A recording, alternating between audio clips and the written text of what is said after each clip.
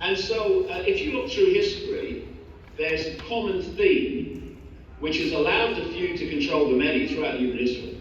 And it's that the few give their power to the many, thinking the many have power over them.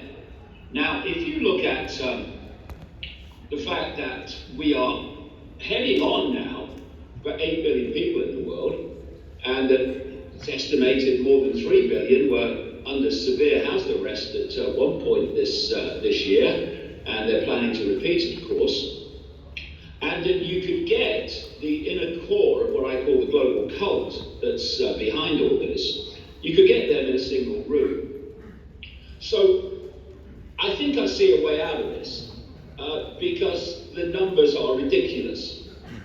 And how the cult manipulates and imposes itself upon the totality of the population is through a very, very simple sequence. You know, when you look at the world, it seems incredibly complex. What's going on? But actually, they are able to do what they do because their basic structure is incredibly simple. You know, I hear definitions of genius of understanding complexity, but there's another definition of genius, which is seeing the simple hidden by complexity. And that's how so much of this very simple structure is kept from us. But because of what's happened in 2020, a lot of this stuff is now coming into clearer and clearer clarity. And one is how it's done. It's a simple sequence of imposition and acquiescence to that imposition. Ever so simple. You've got a pyramid, symbolically, actually, literally, in terms of the basic structure.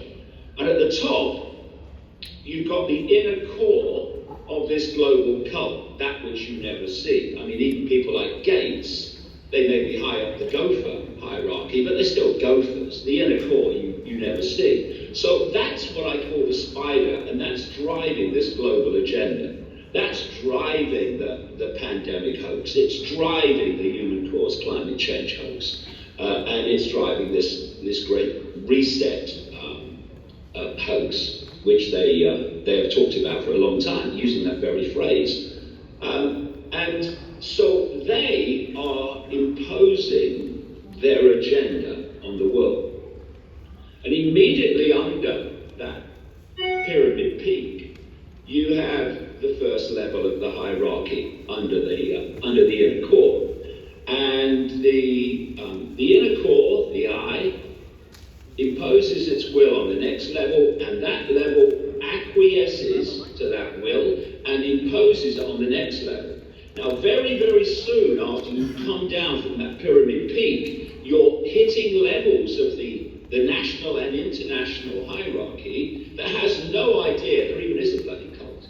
All they're doing as you come down the pyramid is taking orders from above, acquiescing to them, and passing them on to the level below them. And that comes down the pyramid, imposition, acquiescence, until you reach the great body of the population.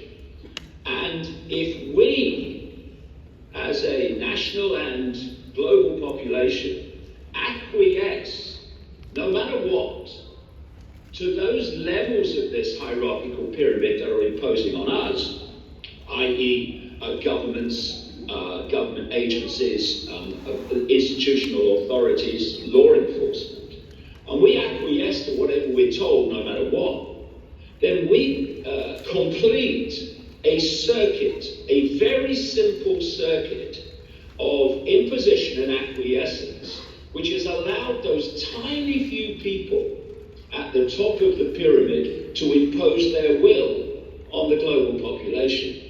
And we have seen this, it's been going on throughout human history, but we have seen this in extraordinary clarity in 2020, because the sequence I've just described is the one that allowed those people you could get in a single room to put billions of human beings under house arrest. And they do it by imposing a perception of reality that makes people behave in the desired fashion. So alongside this imposition acquiescence, and indeed fundamental to the acquiescence, is to control and program human perception. So if you look at why and how a handful of people relatively could impose what they have on billions in 2020, it's because of two basic mindsets, two perceptional states. One, the majority, who will believe what authority tells them because the authorities told them. And when they're told that there's a deadly virus, and therefore all these things have to happen, they trot under house arrest because they believe it. That's the major number. But then you've got another group that also allow this to happen, and that's the group that can actually see there's something not right here. Ethel, there's something not right here. I don't believe what they're telling us. But fear of perception, fear of the consequences of standing up or challenging or ceasing to cooperate with authority means that they also do what they're told. And that leaves another group. Hello, ladies and gentlemen. You're in that one. Which we are seeing getting bigger and bigger.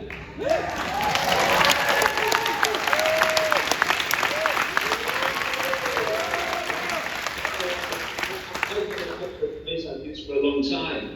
Life so often gives you your greatest gifts, brilliantly disguised as your worst nightmare.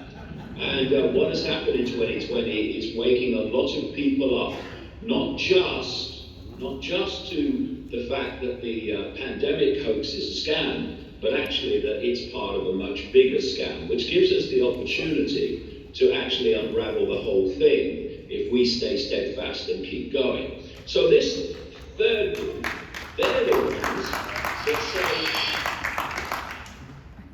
ones that say, hey, Ethel, there's something not right here, and you know what? I'm not cooperating with it. I'm not having it. I'm not doing it.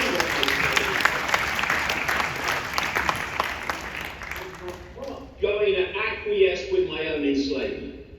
So since this started in March in Britain, when it really kicked off like it did in the Western world in general, I've not worn a mask. You can stick that. Wearing a face diaper because a bunch of people in dark suits tell me I have to. Hello, no chance. And all this other stuff. Oh, I've got to put sanitizer on my hands to go into a shop.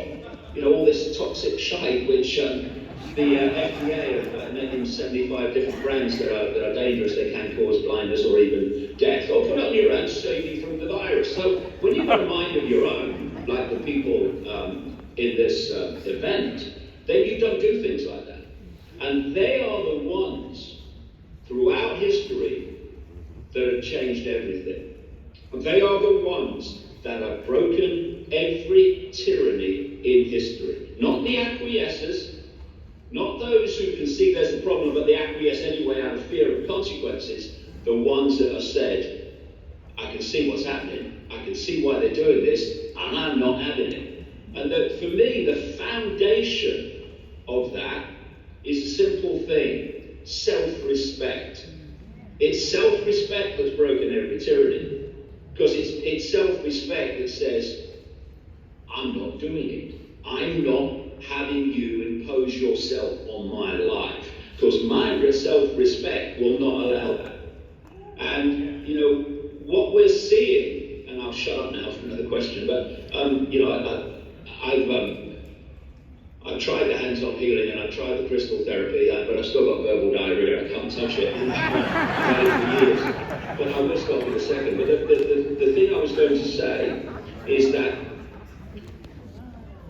the whole of human control, and certainly what we're seeing now with this pandemic, our host, is about psychology. It's all about, the whole thing's about psychology. And so they give the conscious mind something to keep it happy, as itself happy. You wear a mask because it'll save you from the virus. When the real reason for masks is the subconscious and psychological. And what they want us to do, this is what brings me back to self-respect. When people look at what we're being told to do, what we're being told to acquiesce to, and people say, it's obviously ridiculous. It makes no sense. I mean, it's so contradictory. I mean, what? Now, the idea is that's just bureaucratic, incompetent, useless politicians. But when you get into the inner core, it's all psychological and very, very carefully planned, because they want to delete our self-respect. Because when self-respect has gone, only submission remains. So they want us to see we're being asked to do ridiculous things that make no sense, make no sense to health, make no sense in any of these ways. But they want us to see that. They want us to see that. And then do it anyway. And when that happens, they're breaking down our self-respect. When you're going round in a face cover and you know it's ridiculous, and you really feel almost shame and embarrassment that you're doing it, they're breaking you down psychologically, and that's why what will get us out of this are people with minds of steel and backbones of steel, who simply will not allow their mind, their unique self, to be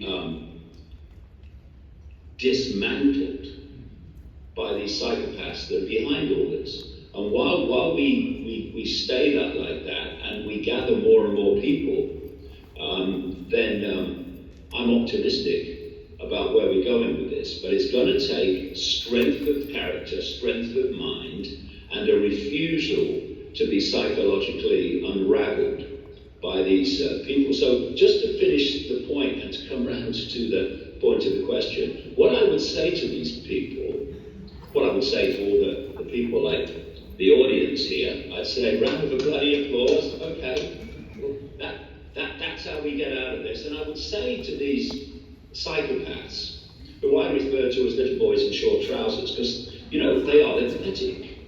Oh, we've got to be frightened. I'm not frightened of. What? They're little boys in short trousers. The only power they have is the power we give them. That's right. Billions of us, a relative handful of them, they have power. What? They have power by manipulating us to give them our power, which we then mistake, as it's recycled back against us, as their freaking power. So I would say to them, look, your little boys in short trousers, the power that you've been imposing your will over the population on, over long history, this is not something new, this is where it's got now, has been because you have manipulated people to acquiesce to you. In other words, for them to give you their power.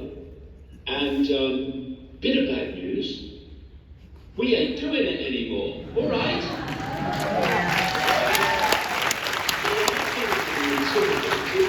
The way that they get us to give our power away, intimidating. We're not. We're just not having it. And when enough people cease to acquiesce with their own enslavement, the enslavement ends. Yep. History has shown this so many times. When the population says, no more, we're not having it, no more acquiescence to the illusion of authority's power, then authority no longer has power.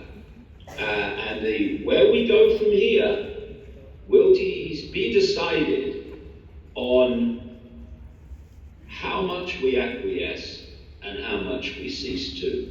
And that's what, of course, all of us are working towards. Deleting or diluting that acquiescence, which is the foundation of human control.